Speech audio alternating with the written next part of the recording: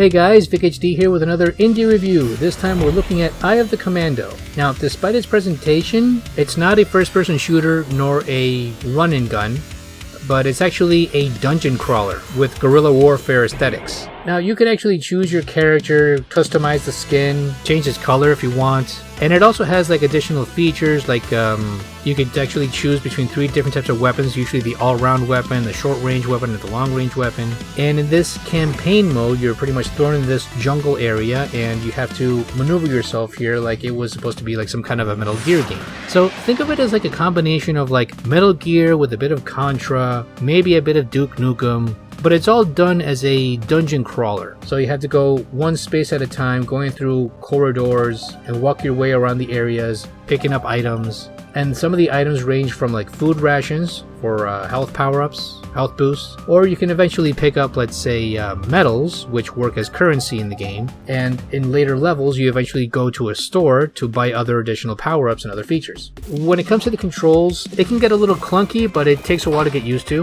And once you master it, it's all smooth sailing. When it comes to moving, you use the left thumbstick. Go up to move forward, go down to go back, and left and right to rotate the character, and pressing the L and R buttons to strafe. Your primary weapon is usually the R trigger.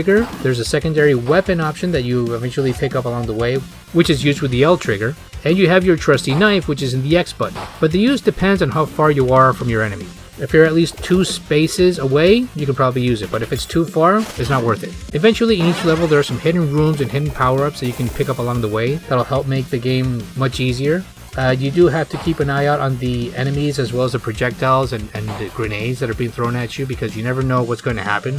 Sometimes you can get overwhelmed by 3 or 4 enemies and you have to keep an eye on each one of the projectiles while at the same time trying to figure out who to shoot first. So it does have that element of strategy, and the first level does serve as a tutorial mode to get a better understanding of the controls. Overall, I do like the presentation. It does remind me a little bit of Contra, but from a third-person perspective. Also a little bit of Duke Nukem, but it also has that stealth element of sorts, kind of like Metal Gear. So you do have to like strategically move into different parts of the map, and it's a good thing that you have a map on the top right corner of the screen to guide you through this, otherwise you'd be kind of lost. Later on, you do fight a giant boss, which is essentially a guy in a helicopter who's shooting at you with his machine guns or firing a bunch of missiles at you, and you have to carefully maneuver yourself in the battlefield and try to avoid to get shot, which can be a little tricky, but once you get used to the controls, you might not have any problems at all.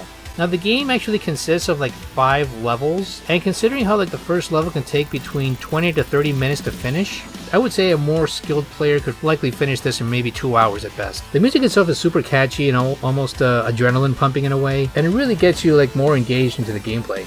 I did manage to at least reach level 2 of this game out of the 5 levels, and believe it or not, despite the difficulty mode that I set this on, because this was actually as a lieutenant, which is essentially like easy mode, it's still pretty difficult, all things considered.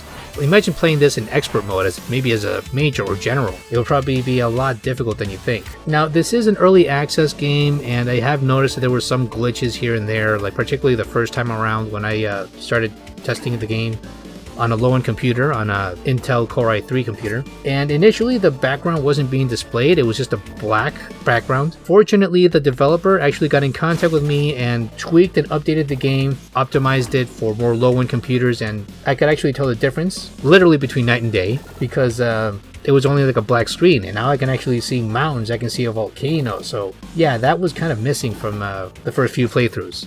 So considering how this is an early access game, there are still going to be a few things to iron out in the game.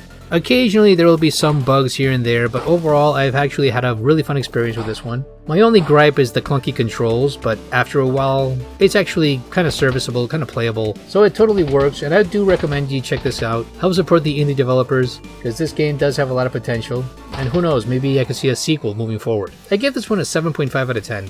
It may not be perfect, but there's something there, and I actually enjoyed my time with this little concept. Well, hope you guys enjoyed the video. Don't forget to like, share, subscribe, leave a comment, and I'll see you in the next video. Take care.